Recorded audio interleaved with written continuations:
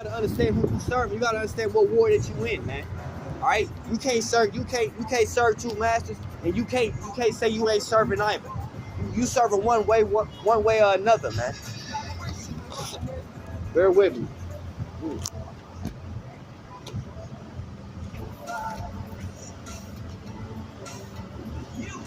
Right? This is the book of James, chapter 1, verse 8. A double-minded man is unstable in all his ways, right? That's double-minded. All right? Do what I say and not as I do. That's double-minded. All right? A hypocrite. All right? The Lord say he's not an author of confusion.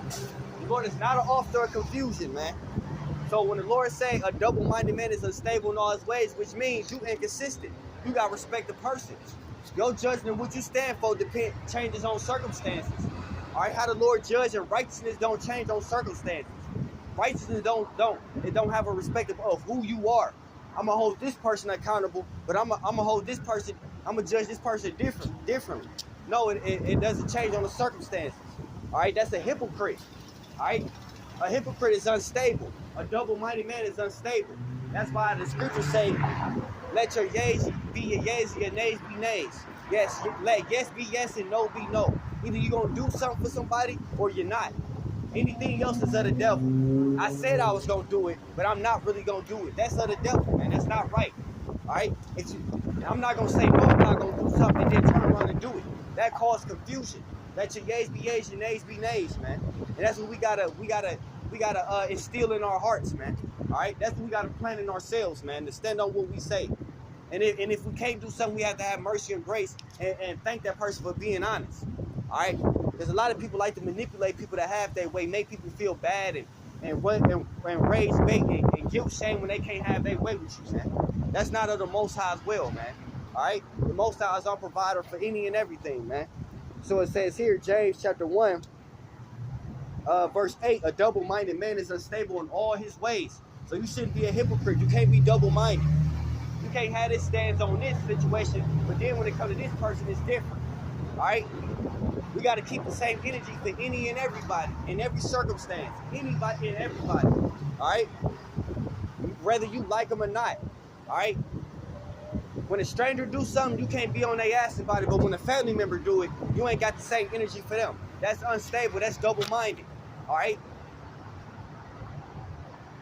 James 1 and 9. It say, let the brother of low degree rejoice in that he is exalted. Right? So let the poor, let the low, let them rejoice when they are being exalted. All right? When they get their blessings, man. All right? Let them rejoice when they receive their blessings, man. All right? Don't hate. Don't be envious when you see your brother, sister get blessed. All right?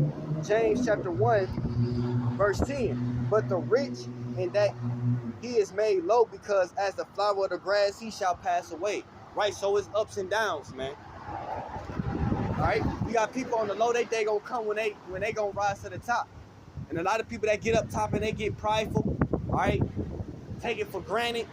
All right, start to be high-minded, prideful, look down on people. All right, when your day come down, because all the people you sitting on coming up, you're going to see them coming down, man. All right, that's what that's talking about, man. So it's better to be humble and be meek, even when the Lord exalts you. So don't hate when you see somebody being blessed. All right, because if you hate on somebody being blessed when your blessing comes, or you taking away from your blessing. All right, because you wasn't happy for your brother or sister when they was blessed. So what makes you think that you worthy of being blessed, man? All right.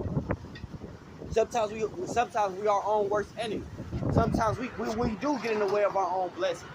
We take 2 steps forward and take 1 step back, or take 4 steps back.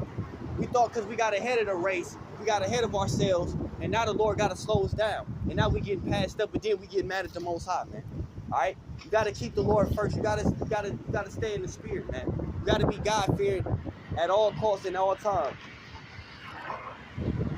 James chapter 1. Verse 10, but the rich is in that he is made low, because as a flower of the grass he shall pass away. Verse 11, for the sun is no sooner risen with the burning heat, but wherewith the grass and the flower thereof falleth, and the grace of the fashion of it perish. So also shall a rich man fade away in all his ways. And that was James 1 and 11. So a rich man fade in all his ways, man. All right, the Lord bringeth up and he bringeth down. It tell you that in Psalm 75:7, I believe, man. All right. But verse 12, James 1:12 will say, blessed is the man that endureth temptation. Right? So you got to endure temptation. When you serve the Lord and you give your body to Christ, it's not going to be easy. You're going to be attacked. Isaiah 59:15 say, he that forsake unrighteousness make himself a prey.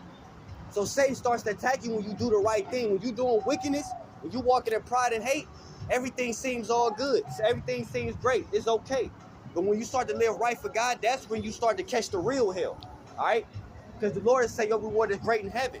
That's what people don't understand. So it say, James 1:12, blessed is the man that endureth temptation. You have to endure temptation. Why? Because it's purified. It's making you better. It's not there to destroy you or make you less than, or to cause you to anger, cause you to wrath. Okay? So it says, blessed is him that endureth temptation, for when he is tried, he shall receive the crown of life. Blessed is the man that endureth temptation, for when he is tried, he shall receive a crown of life, which the Lord hath promised to them that love him. So you got to love the Lord. If you don't love the Lord, you're not going to endure temptation. If you don't love the Lord, you're not going to deny yourself for his sake. If you love the Lord, you're going to continue to do wickedness. You're going to continue to make excuses for why the things that you do. All right? You're going to continue to go into darkness. You're going to continue to do whatever, man. You're going to continue to do what's evil in the sight of the Lord, or do what's bad. But at the end of the day, you're going to reap all the bullshit you done. You're going to reap all the shit that you sowed, man. And that's going to be your ending. All right? So it's better to receive the Lord, man. It's better to love the Lord, man. All right? James 1:12, blessed is the man that endureth temptation. For when he is tried, so you're going to be tried. You say you love the Lord is going to put it to the test, man. He say he loved me. Okay, Satan looking at it like, oh, he say he love the Lord. All right, let me test him. I'm going to bring this temptation upon him. All right? And a lot of men fail because they say they love the Lord, but they don't read the Bible. They're not in unison with the word. You don't have the GPS, you don't have the map. So you fighting a spiritual war where you don't even know what you need. You don't know what you're fighting up against. You don't know what you're getting yourself into.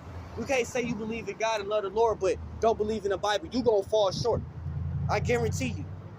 If you say you love the Lord and you don't read the Bible, you don't acknowledge the Bible, acknowledge the word of God, you're gonna fall short. You're gonna slip up. You're gonna be in days where you wondering why. The main people that question God is the ones that don't go to the Bible or read the Bible. Because if you read the Bible and give your heart to it, to understand it, your question is going to be answered. You're going to know why certain things is taking place when you're trying to live right and do right. The problem is people try to do right and live life, but they don't want to entreat the Lord. They don't want the Lord to be invested in their life. All right? You have to really serve the Lord. You have to submit yourself to the Lord. You can't just say, I believe in God. Just believing in God don't mean you have to love the Lord. You have to live for the Lord. Okay? Because believing in God, Satan gonna get on your ass. Believing in God, Satan is gonna come and intervene. And if you don't love the Lord and you don't have a relationship with him through his words, you're gonna fail terribly. All right? Because if you did understand it, if you did read the words, you will understand that you're gonna have to endure temptations.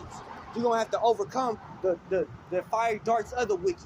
You're gonna understand that you fight against evil principalities in high places. Like it said in Ephesians the 6th chapter, man. All right?